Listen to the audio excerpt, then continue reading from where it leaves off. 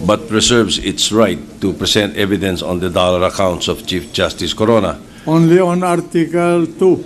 Yes, may we now call on the prosecution? May we know the pleasure, Mr. President? Oh, yeah, before we do that, I'm sorry. I withdraw that request, Mr. President, and ask that Senator Miriam Defensor Santiago be recognized. The gentle lady from Iloilo. Mr. President, yesterday you were struck by a thunderbolt. All of a sudden, the prosecution stood up and said, we have 8 articles of impeachment, but we are no longer presenting or withdrawing at least 5 of those articles, leaving us with only 3 articles of impeachment. In my entire career as an RTC judge of Quezon City, I have never seen a lawyer in a civil case, which is in this instance parallel to an impeachment trial, withdraw any cause of action that he told the court he would present evidence on. That has never been done. An impeachment trial is like a civil trial and like a criminal trial. An RTC judge's jurisdiction over all kinds of trials, civil, criminal, and special proceedings. I have never heard, apart from my own individual experience, I've never heard of a civil case where there are several causes of action, where the lawyer suddenly says to the judge, I'm sorry, Your Honor, made a mistake. I now want to withdraw or drop more than half of my causes of action. This is unprecedented. That is why I feel obliged as Senator Judge to enter into the record my very serious concern about this development. Number 1, Counsel, you please take a seat. Number 1, early in this trial, I asked both panels, to please tell the court how many witnesses you will present and how many pieces of evidence you expect to authenticate by the testimony of your respective witnesses.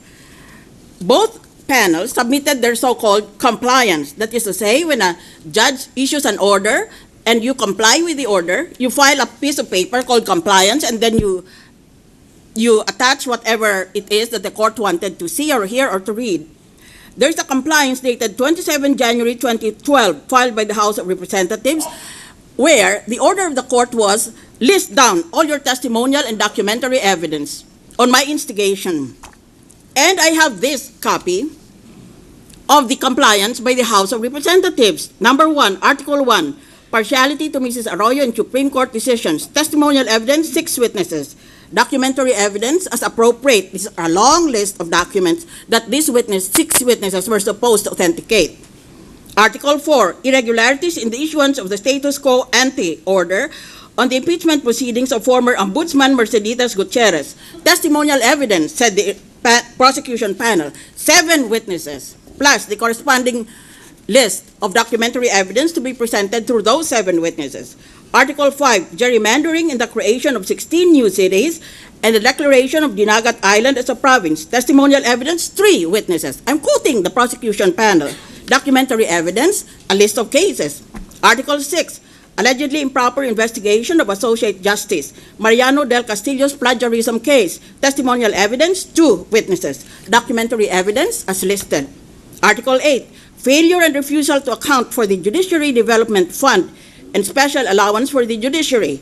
Testimonial evidence, 7 witnesses. All these witnesses are listed here. What their names are, what their addresses are, and what is the purpose of their proposed testimony. Plus, of course, the documentary evidence to be authenticated by these witnesses. So, House of Representatives January tells us in the impeachment court, we'll present these witnesses, we will also prove and authenticate, introduce into evidence and authenticate documentary evidence. Now all of a sudden, it's only March, January, February, March, all of a sudden, there's a complete turnaround. Ni hi, ni ho, wala. Basta sabihin lang niya, ayaw na namin na presenta ng ebidensya. Ngayon, this is of very serious concern to me as a lawyer and as a former judge. Una, naglalaro ba, nagbibiro ba kayo? In writing ang inyong compliance nga. Sabi niyo, we'll present so many witnesses, so many documentary pieces of evidence. Pagkatapos ngayon, sabihin niyo, without explanation, our case is very strong. We no longer want to present evidence on these causes of action. You are prejudging the case. What are you? Conducting trial by, what are you doing? Conducting trial by publicity? Let me remind you, an impeachment trial is both quasi-judicial and quasi-political.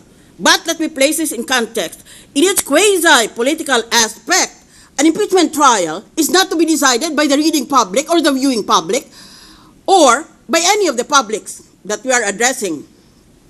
It is true that the Constitution provides sovereignty resides in the people and all government authority emanates from them. But sovereignty resides in the people is a term of art in law, meaning to say it is a special code. It has a special meaning. It's not being used in its ordinary meaning. When the Constitution says sovereignty resides in the people, what people are we talking about? All 98 million Filipinos? Or all 65 million registered voters? A majority of registered voters? All survey firms? Or which survey firms are you referring to? Referenda? By certain NGOs? Referenda and surveys in certain campuses? No. This is not a direct democracy and we are not in Athens. The people are not going to decide this case. It is the Supreme Court and it is the High Court of Impeachment, this Senate, and the Senate alone that will decide this case. We are going to hold ourselves immaculate of all the propaganda that you are distributing abroad, meaning to say outside of this courtroom. Mag-propagandize kayo sa gusto ninyo. Walang epekto yan. Ngayon, hindi naman ito, as I said, hindi ito direct democracy. Representative democracy ito. We, the impeachment court, are the representatives of the people. We have been chosen by the Constitution to exercise the sovereign powers of the sovereign people in making a decision on the impeachment trial. Kaya galang naman ninyo kami. When I heard this news yesterday, I felt like creeping back into bed and adopting a fetal position, which is the normal reaction of any sane person when he is faced with a world that is crumbling around him. I no longer know what universe I am in, because I've spent 5 years of my miserable adult life in trial court day after day after day, hearing civil, criminal cases, and special proceedings. But I've never seen this done to a judge before. Ngayon, first point of concern was the compliance of the House of Representatives telling us that they were going to present such witnesses and such documents under these articles, but now they're being withdrawn or being dropped. At the outset, my request is prosecution files the written motion as directed by the Senate President. Will you please verify, are you withdrawing the articles or are you just waiving the right to present evidence on them? There's a difference. If you're withdrawing the articles, then you have to amend your complaint, because under the rules of court, you have to amend your complaint to conform to the presentation of evidence. Di pala kayo mag-ebidensya, ba't nyo lilistan yan? On the other hand, if you're completely just waiving the right to present evidence, then you give the defense the right to present evidence even if you have already waived your own right. Just because you waived your own right does not mean you can waive it for the other side. You've already, in effect, raised suspicions in the mind of a reasonable person about the moral position of the Chief Justice. Of course, they have a right to present evidence to dispel those suspicions raised by your own complaint. Kaya, pakiliwanag lang. Kayo ba ay sinasabi nyo sa amin, ayaw na namin itong articles of impeachment at baliwala na, pakibasura na. O, nandiyan dyan pa rin yan sa aming complaint, pero ayaw namin magbigay ng ebidensya. Will you please make a distinction between those two? Because each of those optionals have their own peculiar circumstances in law. Ngayon, nagbasa na ako ng mga sinabi ninyo nung Enero lamang. Para so pala ngayon, nagkapalit na kayo ng isip. I am very concerned that this might constitute unethical behavior. In trial court, we have also a term of art called, which sometimes used, and it is normally runs to frivolous and sham. Frivolous and sham is not to be taken its ordinary meaning. It is also to be taken its technical meaning. And this is a technical meaning of a frivolous claim. A frivolous claim in legal terms refers to a lawsuit or motion in lawsuit motivated by an intent merely to harass, to delay, or to embarrass the opposition. In order to be found frivolous, the claim must have no arguable basis in law or in fact. Ngayon, let me remind you, prosecutors of the prosecution panel, of your Code of Professional Responsibility, kung abogado kayo, Canon 10, a lawyer owes candor, fairness, and good faith to the court. Nang sinabi niyo sa compliance niyo, napipresenta kayo ng ebidensya at bawat testigo ay maglalabas ng mga dokumento niya. Were you in good faith? Because now you turn around and say you don't want to do that. Canon 10, a lawyer owes candor, fairness, and good faith to the court.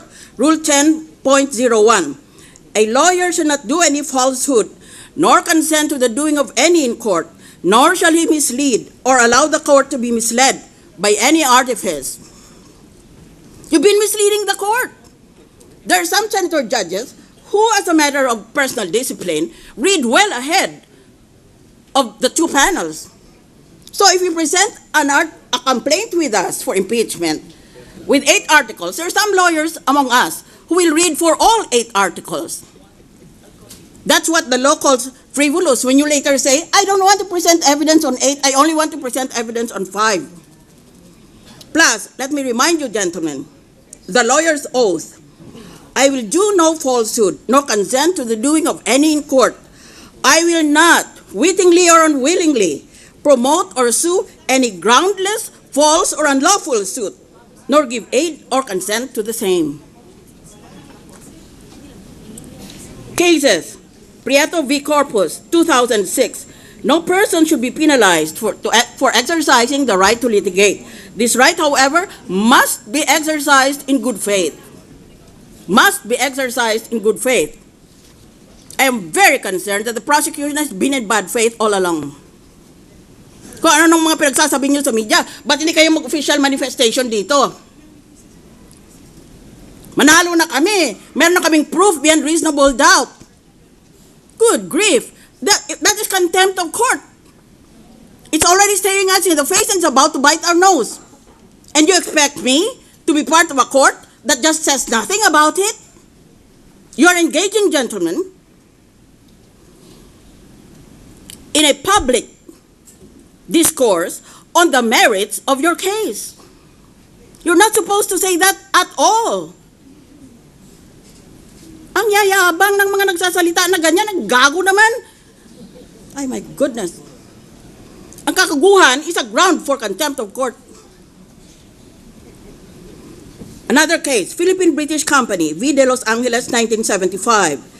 By failing to substantiate his serious charges when called upon to do so, a lawyer may not only show his dubious motive, therefore, but the falsity of the charges as well, which merits disciplinary action against him.